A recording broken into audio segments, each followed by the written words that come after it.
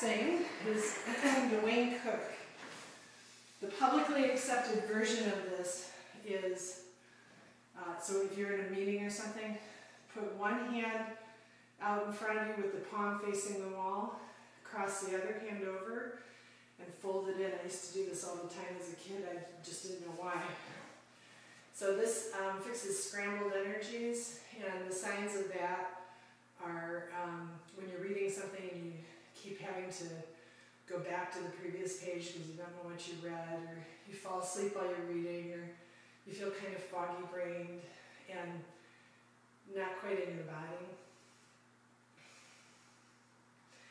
And this just takes longer. It's publicly accepted, but it's a more subtle correction and it takes longer. And generally, another way to know when you fixed an imbalance is as you go along, might not be happening as you begin to work with your energies, but eventually you will have some sort of signal, like you'll sigh or you'll yawn, you might even cough.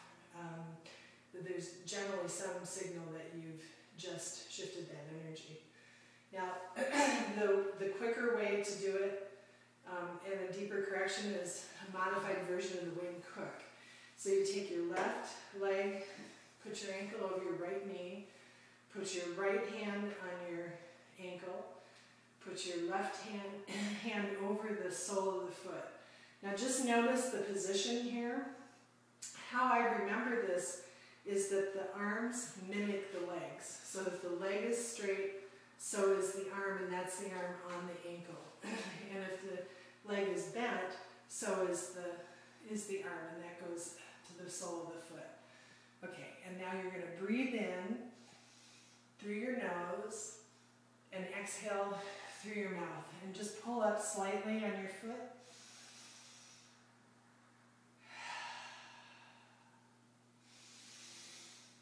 And we're going to do this 4 times, but just know if you really feel like you need more, or even fewer, if you know that you're scrambled but not very,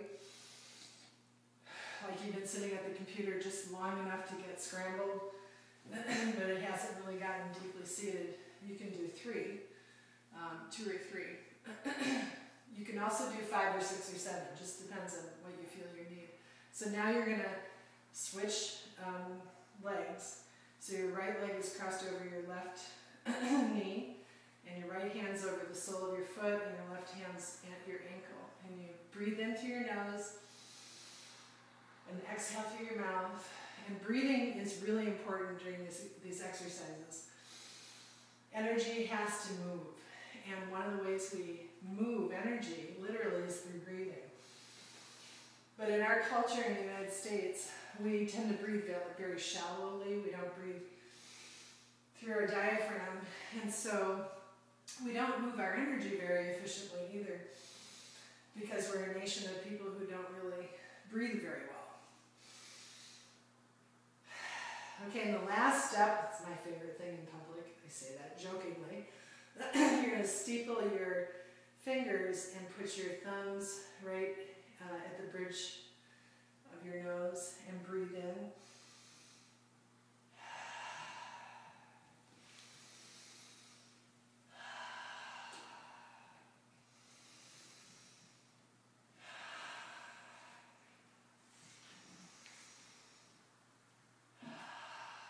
I said I would do this 4, but it's feeling like I want to do 5 here. And now finish up by just pushing in at your forehead and sort of spreading along. That feels really good. Shake it off, and then put your hands at your temples and breathe in. And then exhale as you go around the sides of your ear, and then just dig into these shoulder muscles that accumulate all that stress, and just let the weight of your arms drop. And take a really deep breath, and just let it relax, and then shake it off.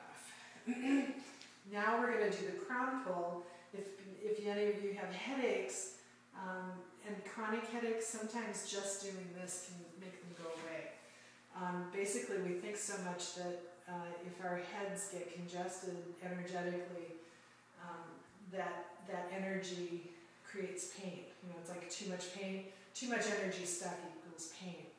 So you're going to push in, and you're really pushing in. This is not this. We want to actually spread the skull where the suture lines are. So we want to create a release of pressure by making sure that those skull bones aren't creeping up on each other like tectonic plates. When the pressure builds too much, then they do that, and then the pressure can't release. So you're actually pressing in, and then lighten up so you don't tear your skin. I say that jokingly. And when you see Donna do this, you'll see her just doing this, and then she doesn't spread it very far. I love to spread it farther just because it feels so good on the head. I'm going to go straight down the suture lines and come to the back. And come back. And come back. And then, by the way, as you're at your occipital ridge, this bony part here, if you notice that there are places that hurt, just stop and massage them. Because again, that's just stuck energy. And pain, so much of the time, is too much energy stuck where it's at, and stretching can help release it. Lots of people have headaches just because this gets too congested here. So then we're going to continue on to the neck, and you can come around and then just take a deep breath. Okay, and the next thing is the zip up, and there's this governing meridian, which starts at the bottom here and comes straight up. You do not have to meet your fingers. You can do it mentally. Pull the energy up and come around to your lip. Know with your intention that it ends at the back of your throat. And then, this is a version I like. It is to zip it up with central meridian, which goes straight up the front. So just come up the front. Again, slower is deeper. Lock and throw away the key. This is a great time for positive affirmations because the central meridian is a gateway into the nervous system. And then you're going to, by the way, the zip up is really important for people who tend to feel really vulnerable in crowds. Like you pick up people's energy really easily, or you pick up people's moods. That probably means that your central meridian is unzipped a lot. So you want to start retraining your central meridian so it will stay zipped.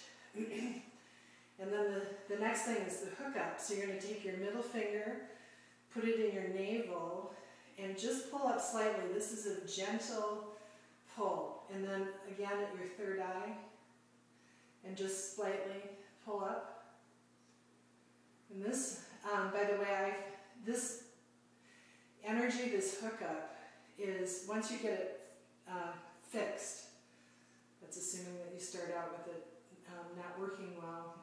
Once you get it fixed and you keep on doing it, that's when the real magic occurs.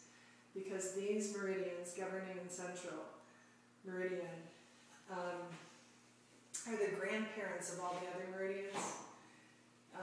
And so this will feed the meridians and balance them if they can be balanced simply. It also creates new spiraling energy that goes out into your aura and weaves it tighter. And of course, we want a tightly woven aura to do its job to filter our environment so that we're not thrown by electromagnetic frequencies and by chemicals in our cosmetics and our soaps and our lawns and our water and, you know, all those things.